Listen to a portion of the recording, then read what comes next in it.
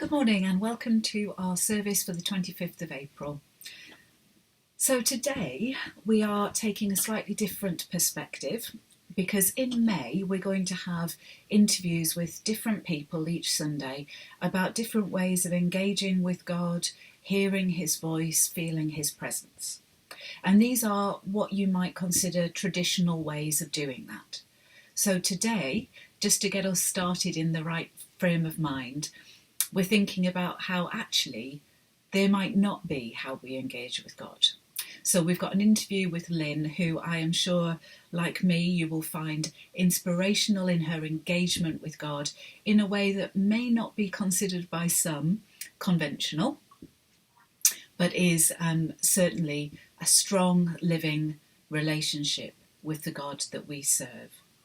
We've got a poem which I think we're probably all familiar with, but bears repeating because it reminds us about how God is always there, especially when we need him most. And there's a link to a song which I would really like to encourage you to click through and listen to, because I'm going to refer to it in our talk a bit later. So off we go. One night I dreamed a dream. I was walking along the beach with my Lord. Across the dark sky flashed scenes from my life. For each scene I noticed two sets of footprints in the sand, one belonging to me and one to my Lord. When the last scene of my life shot before me, I looked back at the footprints in the sand. There was only one set of footprints. I realised that this was at the lowest and saddest times of my life. This always bothered me, and I questioned the Lord about my dilemma. Lord, you told me when I decided to follow you, you would walk and talk with me all the way. But I'm aware that during the most troublesome times of my life, there is only one set of footprints. I just don't understand why, when I need you most, you leave me. He whispered, my precious child, I love you and will never leave you, never ever during your trials and testings. When you saw only one set of footprints, it was then that I carried you.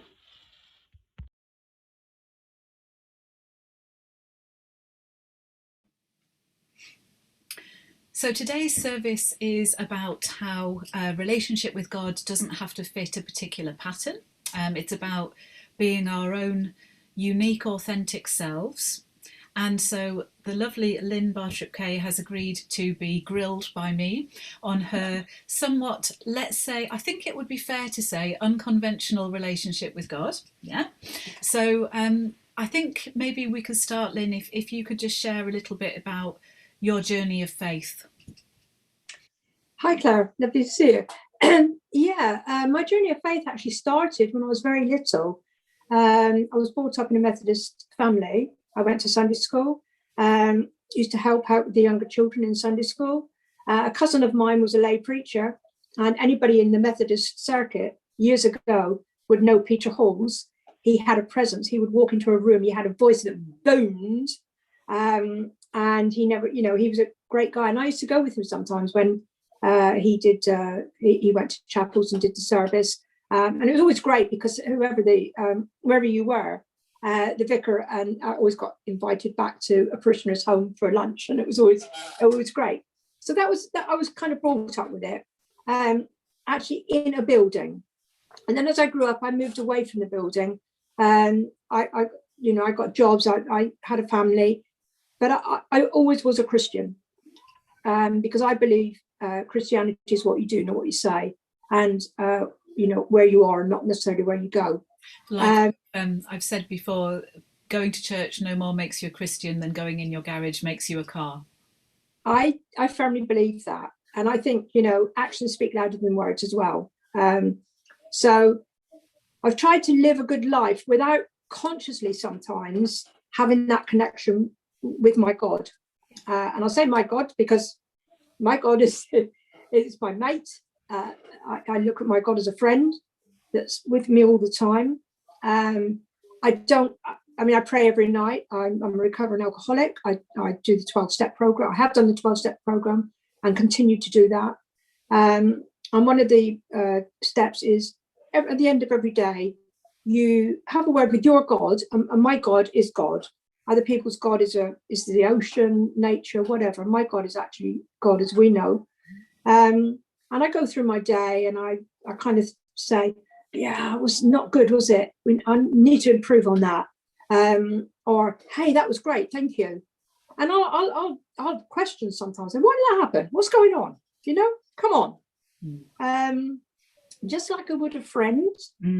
And to me, it's just without the 12 steps and AA, I certainly would not have got sober. And I'm very clear about that. But I think it helped me because I already had that belief. Yeah. Some people come in and they don't have anything at all, and they have to find their God, their higher power. Yeah. And, you know, thank God a lot of them do. But I already had that. And that's, I think, when I linked back into what I did as a child and what I believed as a child. So it was quite easy for me to say, yeah, God, use the word God. So in your life, you've had difficult times. Is there something in particular that you remember where you've particularly felt the presence of God? I don't know. I've been thinking about this, and do you know, I really don't know. God has never come to me and tapped me on the shoulder and say, "Hi, Lynn, how are you?" And I've never had. I'd love it to happen. It's a bit like the other day, going off tangent a little bit. I tucked Lou into bed in the middle of the night, and he had this beautiful, beautiful smile. And I said, "Oh, Lou, that's a lovely smile." He said, "Yes, I've just seen your mum." And I went, "Have you? How is she?" And he said, "She's fine." And I said, "Give her my love if you see her again." And you know, my mum died 6.5 years ago. And when I came out of the room and I had a word with my mate that night, I said, "Oh, so you can send mum to visit Lewis, can you? I want to see my mum. Do you mind having a word and getting her to come and see me?" So it's that kind of, you know, I want to see my mum. I want to have that contact with my mum. And it's never happened. Not in the way that Lewis did. And the same with God. I want something, you know, fireworks to go off and the band playing and everything. And it hasn't. And that has never happened. Yeah. But God is in my life. And I always say, you know, if you can do something for someone, why wouldn't you? Yeah. And it's kind of living that life that I think God would want. Yeah. And yeah, I muck up big time sometimes. That's okay. Absolutely. And over the time that you've been a Christian, you've had times where obviously as a child you were sort of engaged with church and moved away from it, and I know hopefully you're sort of coming back in a little bit. What's the role of church for you in thinking and engaging with God? And it's a bit of an open question, but what does church mean? Yeah, it means, I don't know, just to be in a church does mean a lot to me. I don't have to be there every day. It's a bit like an AA meeting. You don't have to be there every day, but to touch base maybe once a week and go to a meeting is really good, because you're in a building with like-minded people, and you're just there together under one roof. And I do like having a building, but that's not how I live my life. I can come out of that building and I carry on with my life. But when I'm in that building, that's kind of God's home. Do you know what I mean? For me, the church is. I do love. But then you see, I love churches and chapels as buildings anyway. Yeah. So, for me, the church on a Sunday is about exactly what you've just described: recharging our batteries, gathering together in fellowship, and then going out and doing. That's how I feel. And I say I love the architecture of chapel. I'd love to live in a converted chapel. So I'm conflicted about that, but yes, I love them as well. Yeah. So as you move forward and over this time of the coronavirus, obviously your activity with Purple Angels has been hugely impacted. Have you taken anything specific about this time of lockdown and isolation about your relationship with God? Kind of always knowing he's there.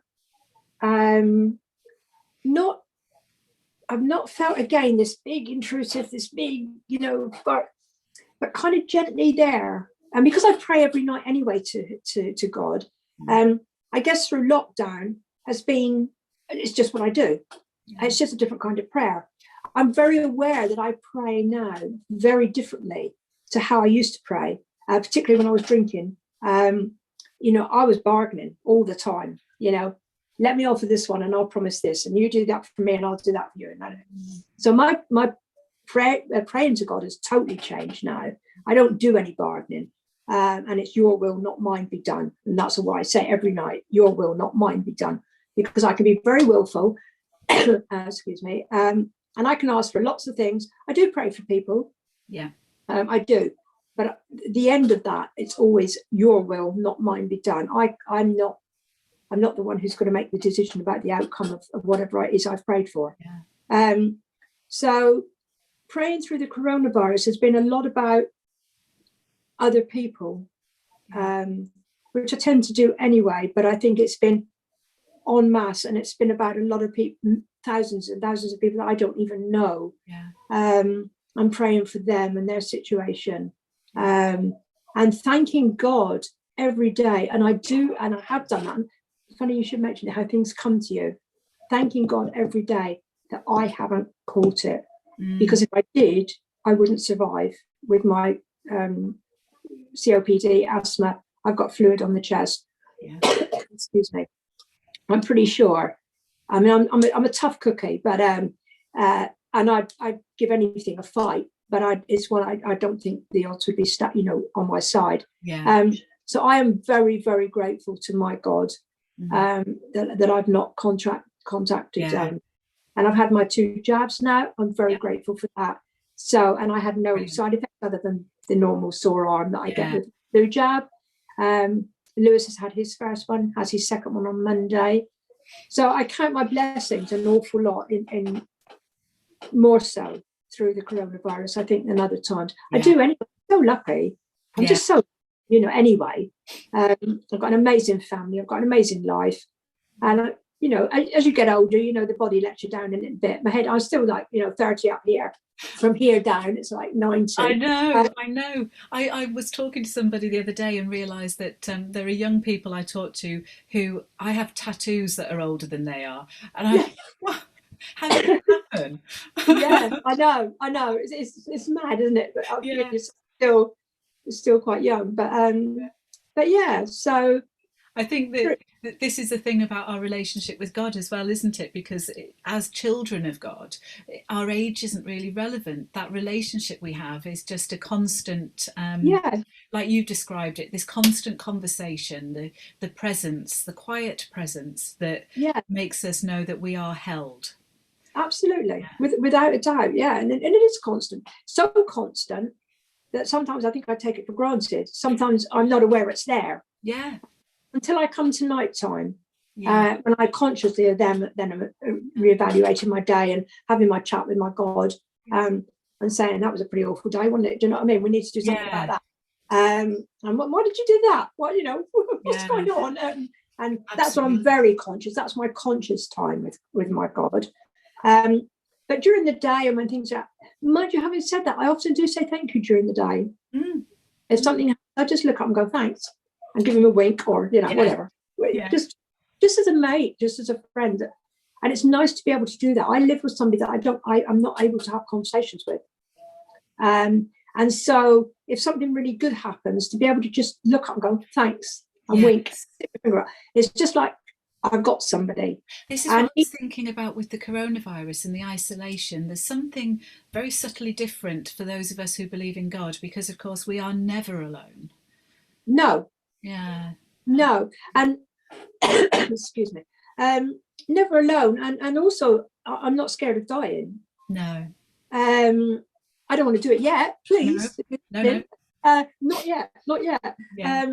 Again, that's not my decision, but I don't want to do it yet. But when my time comes, I'm not at all, it doesn't bother me, because I really believe that, I'm just gonna it's gonna be good. Me neither. Well, thank you so much, Lynn, for your time today. What a truly wonderful glimpse of a proper personal relationship with God. Thank you very much. Oh, thank you, Claire. You're welcome. Lord, you alone are my portion and my cup. You make my lot secure. The boundary lines have fallen for me in pleasant places. Surely I have a delightful inheritance. I will praise the Lord who counsels me.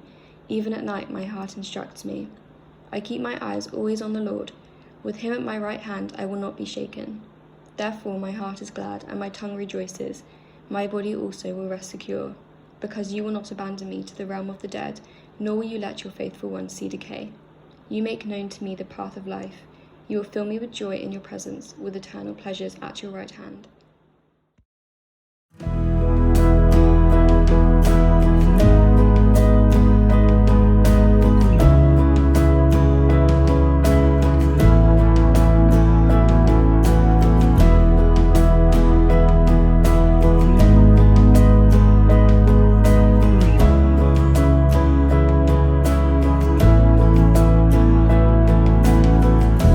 Your grace is enough, more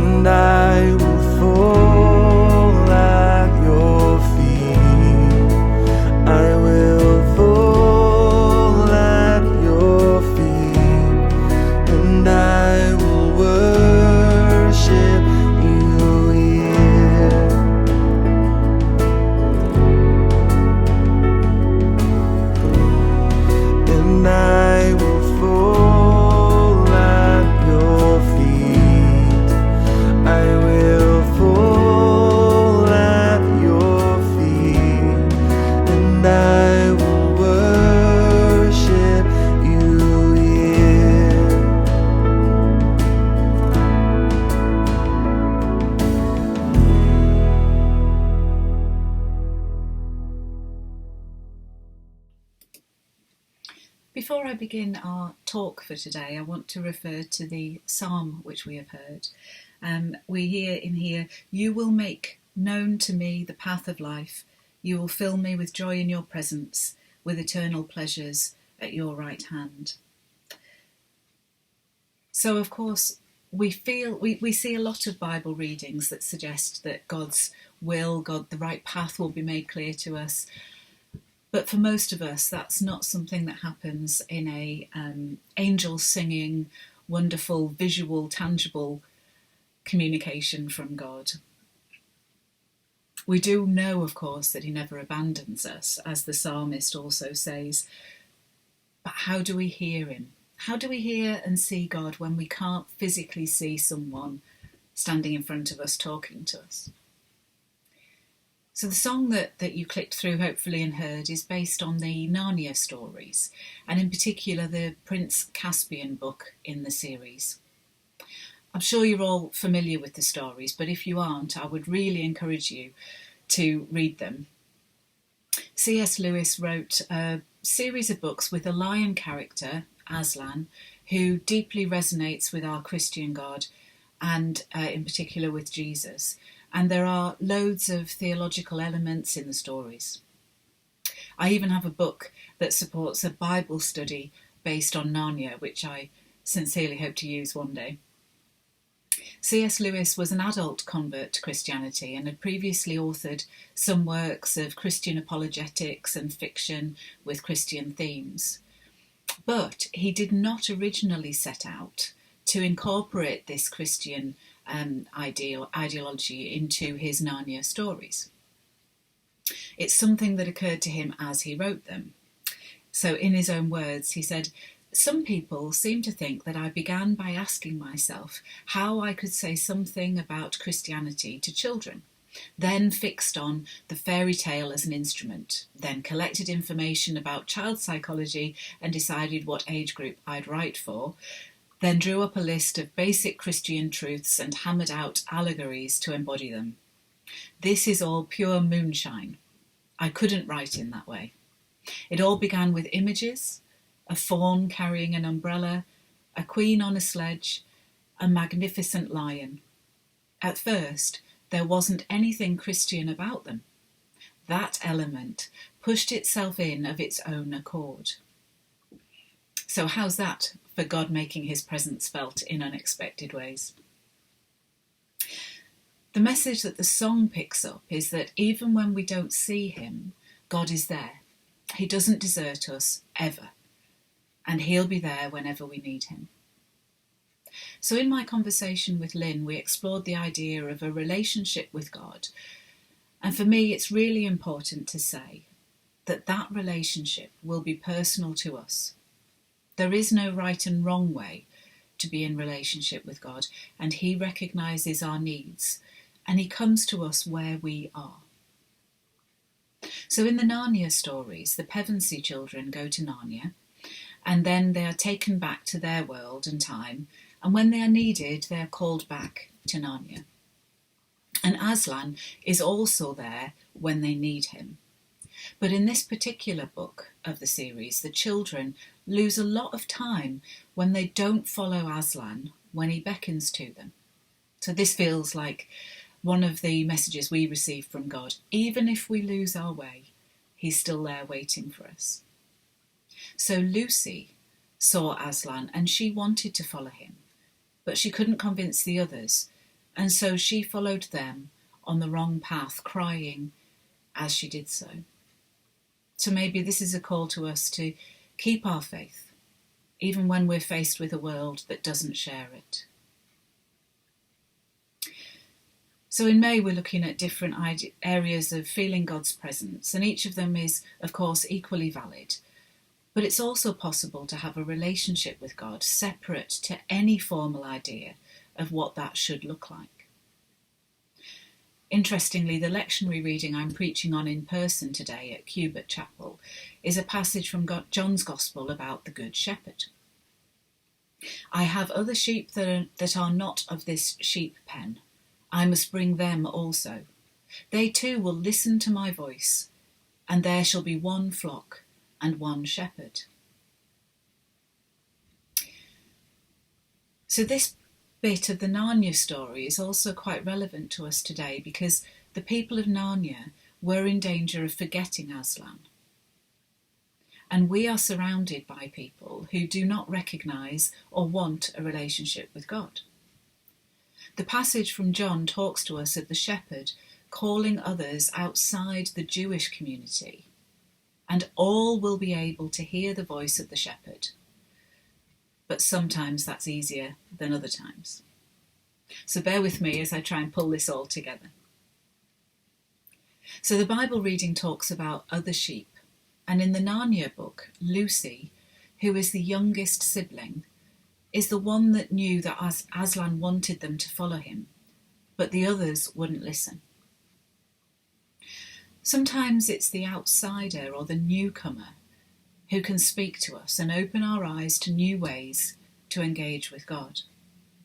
The person who isn't bound by tradition or who rejects expectations may be the way that God is nudging us to refresh our relationship with him.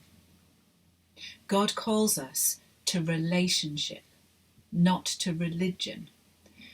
We've lots of stories in the Bible where Jesus rejects the religious authorities and their slavish adherence to the law as having lost their way.